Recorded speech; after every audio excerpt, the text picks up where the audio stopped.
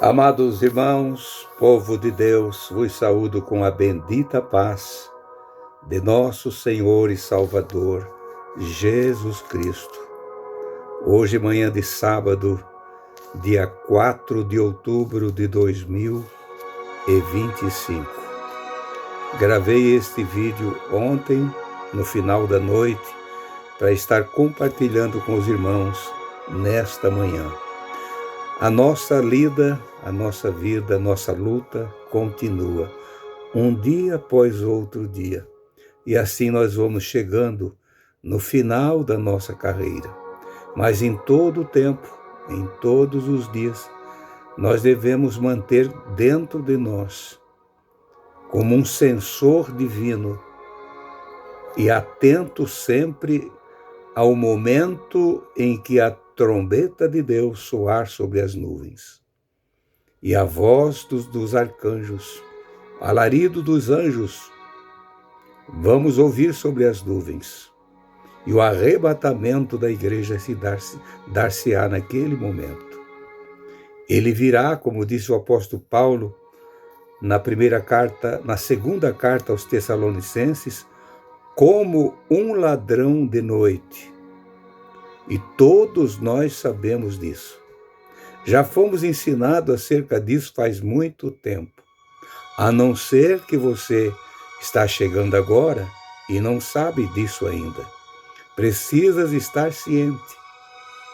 Quando Paulo escreveu lá aos irmãos da Tessalônica, ele diz sobre estas coisas, irmãos, tempos e eras, eu não preciso escrever outra vez, porque vocês já sabem disso, que o Senhor virá como um ladrão de noite. Não é um ladrão, mas como um ladrão de noite, para tirar daqui os seus escolhidos, a sua igreja. Mensagem esta que pouco se ouve, pouco se fala, poucos querem ouvir a verdade eterna.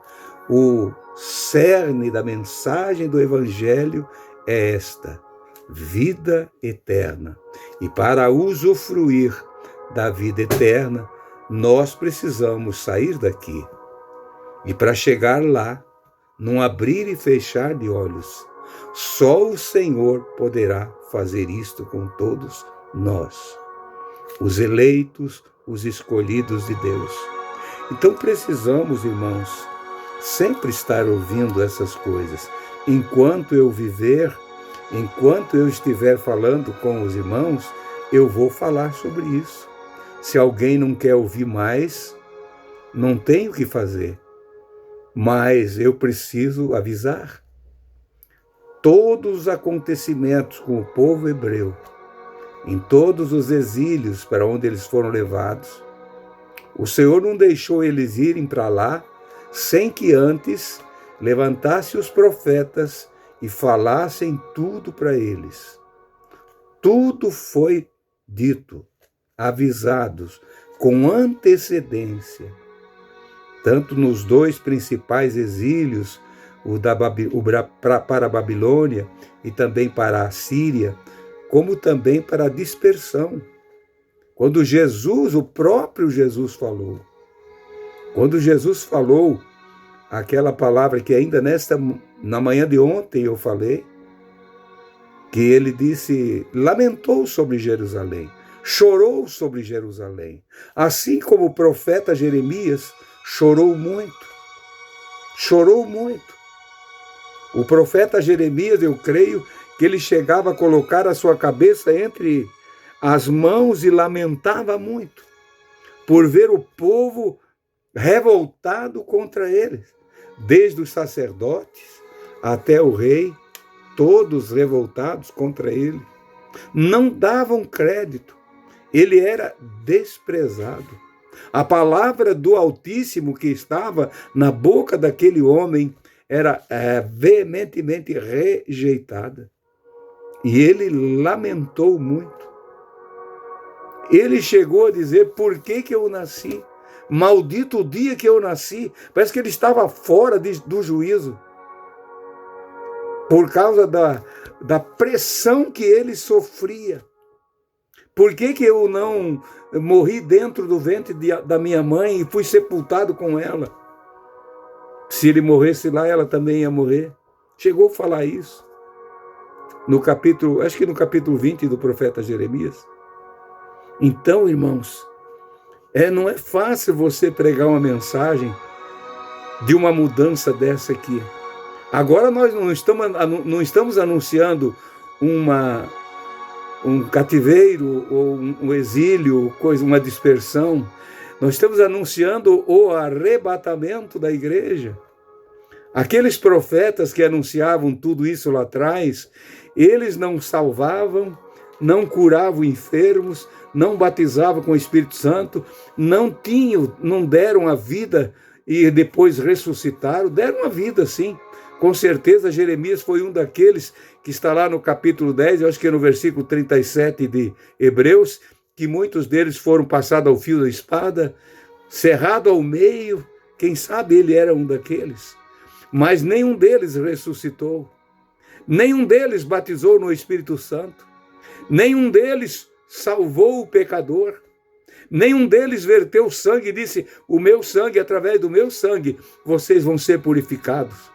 Agora veio um, se apresentou um, o Filho de Deus. Será que vamos ter coragem de recusar, de nos revoltar contra o Filho de Deus, dizendo, nós não queremos te ouvir, nós não queremos te ouvir. Isso eles fizeram com ele ao ponto de levarem ele à cruz. E nos nossos dias, nos dias que foram se passando depois de tudo isso, ele continuou sendo perseguido, rejeitado. É a mensagem mais rejeitada na terra. É o livro que mais existe no mundo. É a Bíblia Sagrada, mas é a mensagem mais rejeitada, mais desobedecida. Precisa alguém estar falando. Precisa alguém estar dizendo. E eu sei, meu querido irmão e irmã, sempre gosto de chamar os meus irmãos na fé de santos e santas do Senhor. Porque nós aguardamos, com a fé recebida dele, uma vez, que ele vai voltar. Quando ele estava em Jerusalém, no templo, ou seja, no templo, e olhou para a cidade de Jerusalém, no capítulo 23 do Santo Evangelho de Mateus, versículo de número 37, ele diz, Jerusalém, Jerusalém, que matas os profetas e apedreja os que te são enviados. Mata profeta e apedreja aqueles que te são enviados. Quantas vezes quis eu juntar os teus filhos, como a galinha junta os seus pintos debaixo das suas asas, mas tu não quiseste. Eis que a vossa casa ficará deserta. Porque eu vos digo que desde agora não me vereis mais, até que digais, bendito é aquele que vem em nome do Senhor. Irmãos, essa comparação, que não é uma parábola, mas ele disse, é coisa que ele conhecia no natural, uma galinha recolher os seus pintinhos debaixo das suas asas, no calor, na chuva, no vento, em qualquer momento. Não há lugar mais aconchegante do que este. Eu ouvi um irmão testemunhando, aqui na nossa região, tinha um irmão que morava e tinha uma roça, criava galinhas, e uma galinha desapareceu do terreiro, ela foi para o mato, pôs os ovos lá e chocou lá, e ela não aparecia. E ele colocou fogo num pequeno roçado, e quando o fogo passou, ele foi ver, ele viu uma cinza diferente, ele viu que era uma galinha queimada. Ele disse, onde estava ela? Ela queimou. E quando ele juntou aquela galinha morta e queimada, torrada pelo fogo, todos os pintinhos também estavam torrados, mas debaixo das asas dela. Entenderam? Ela não deixou. Jesus também não vai nos deixar.